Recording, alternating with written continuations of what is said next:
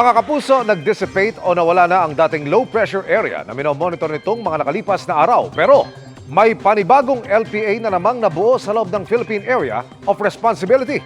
Huli itong namataan sa layong 170 kilometers, kanluran ng Bacnotan, La Union, ayon sa Pag-asa. Mababa ang tsansa nito maging bagyo sa ngayon pero magpapaulan pa rin sa mga lugar na sakop ng mga kaulapan nito.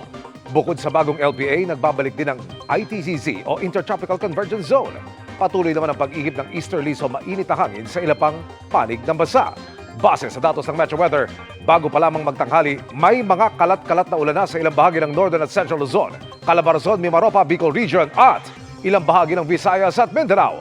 Mas malalaking bahagi na ng bansa ang uulanin pagsapit ng hapon at gabi.